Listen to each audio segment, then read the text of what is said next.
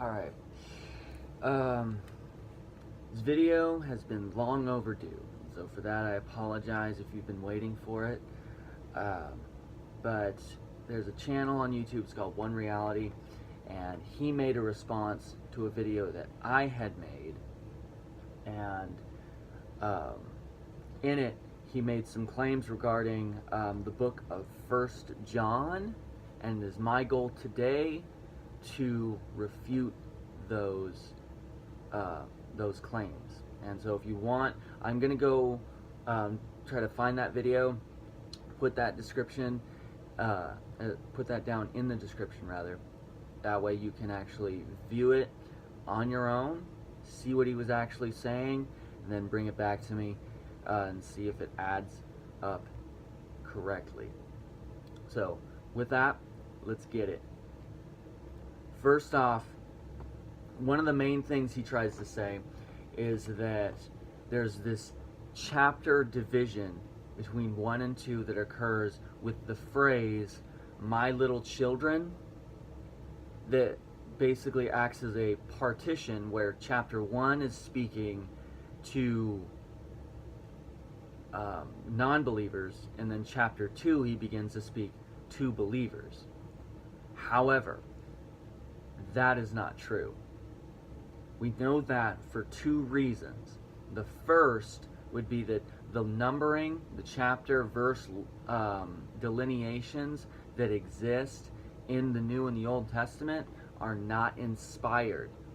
They were not added until well after the Reformation, in which the printed copies of the Word were actually made available into the hands of the common person. And since these laymen were not as familiar with the text as many of the seminary-trained theologians, there were many traveling evangelists and speakers and pastors that went through and actually began to add these addresses, which is pretty much what they are, like on the same way your house has an address that helps couriers and mailmen bring mail to it.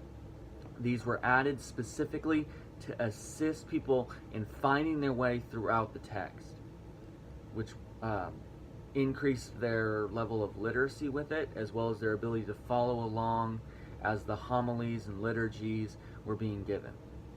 So they're not inspired as far as the way the rest of the text, the way 2 Timothy 3:16 describes that all Scripture is God-breathed. So one of the more kind of popular kind of church lore stories about it is that the standard chapter verse numbering that we have now was actually given to us by a man who was just putting them in by pencil while he was riding on the back of a donkey from one town to another. So they are important. I'm not saying that they're not, but you can still buy certain versions. The Message is one of the more popular ones out now, where it doesn't have those verse numberings, chapter numberings. So simply that. So we know that for that reason. That partition doesn't really exist. The 10th verse of chapter 1 and the first verse of chapter 2 should run right into each other. And so one of the things about that in particular is that because we do see these numbers, we tend to read the Bible more in the form of like a textbook would be, or like a chapter novel would be, seeing that this is a constraint of text, and then this here is a constraint of text, and that they're separated. But that is not that is not a complete reading.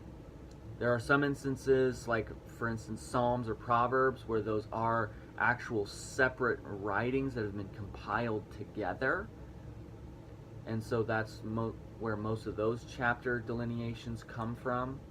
But in the instance of the New Testament, these were not books as they were being written like they would be published today, as much as they were actually letters that were handwritten, and that when the book of 1 John was written and then delivered, the whole congregation would actually sit or stand in the meeting place, and a person would read it from beginning to end, from verse 1 to the last verse of chapter 5. They would read the whole thing uninterrupted.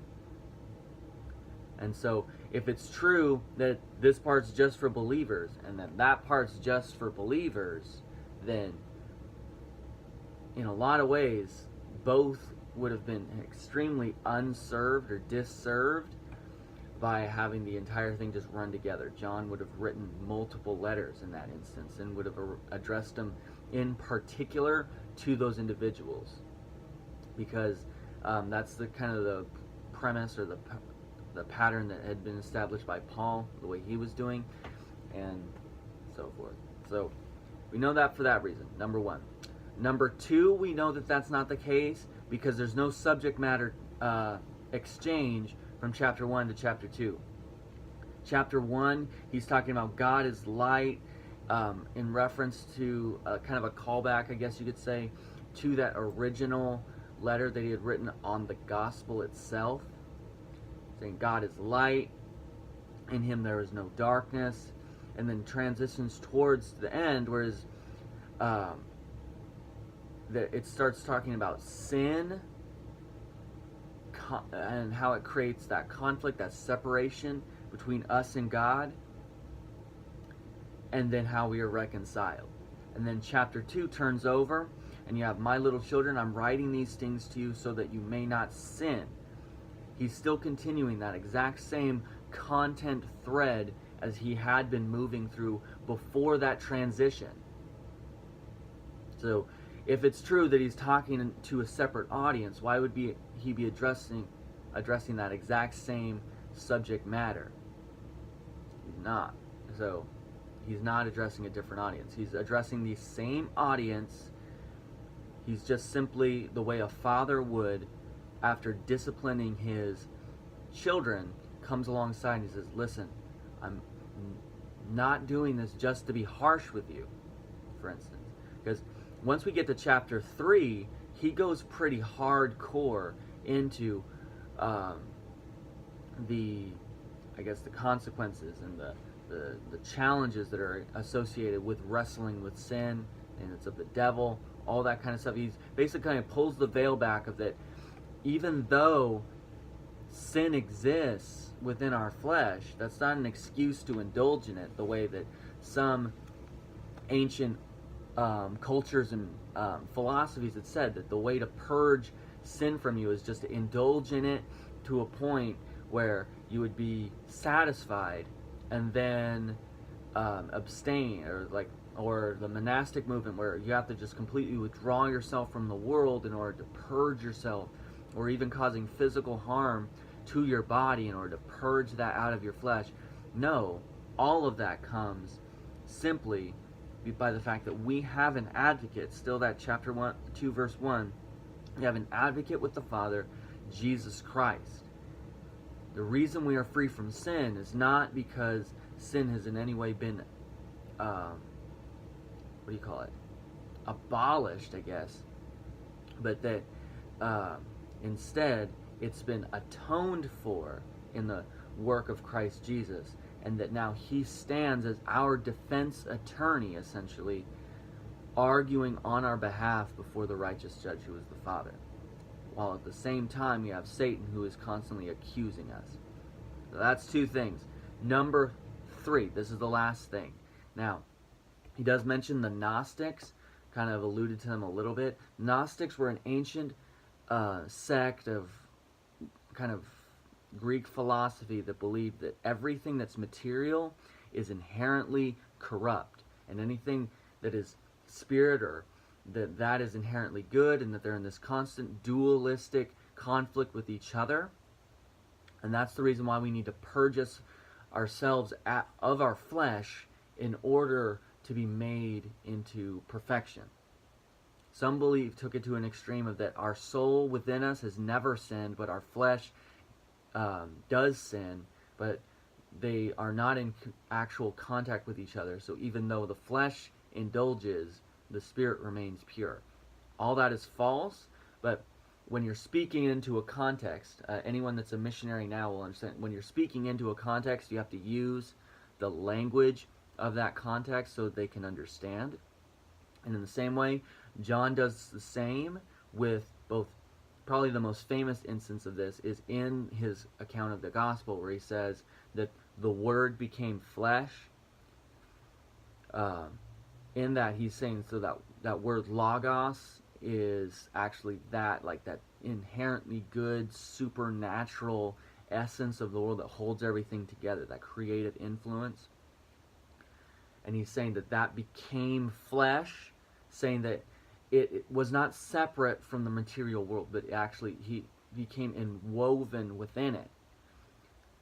And then it says, and it dwelt among us, also attributing that Jewish language, saying that it tabernacled among us, calling them back to their spiritual heritage of the tabernacle in the wilderness and then the temple as well. Takes all that stuff, just weaves it together into that beautiful phrase, the Word became flesh. So he was not a stranger to that context. He's not a stranger to confronting that worldview, but that is not the only audience that he is addressing.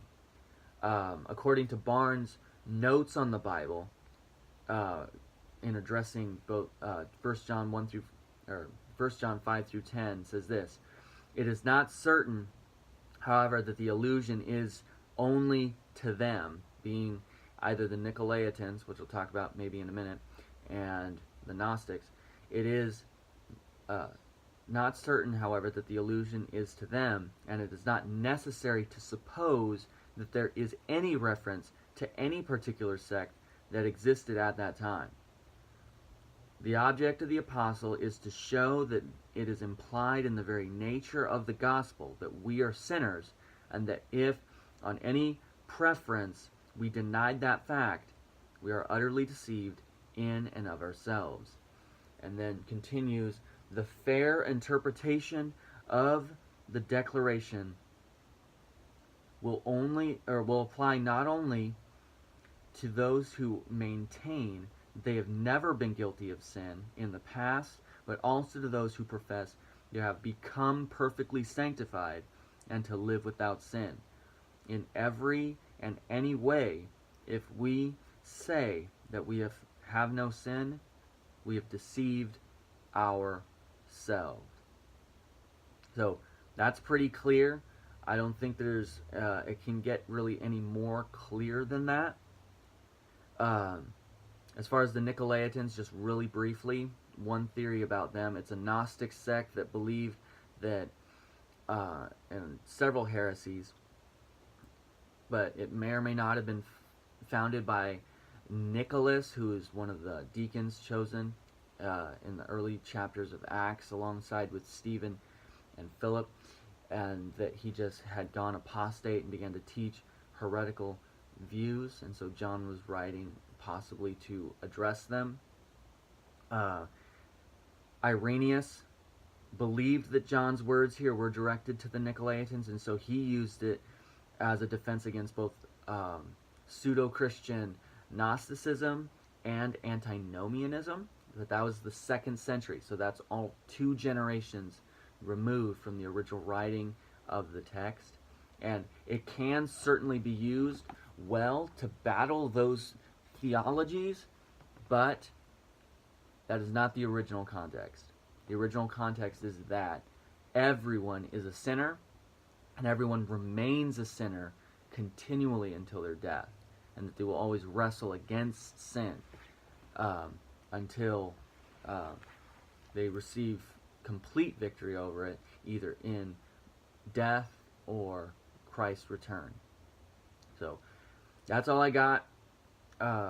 If you have any thoughts or you have any more questions about that passage or about that theology, feel free to send me a message, leave a comment, share and subscribe if you like this, and I'll talk to you then.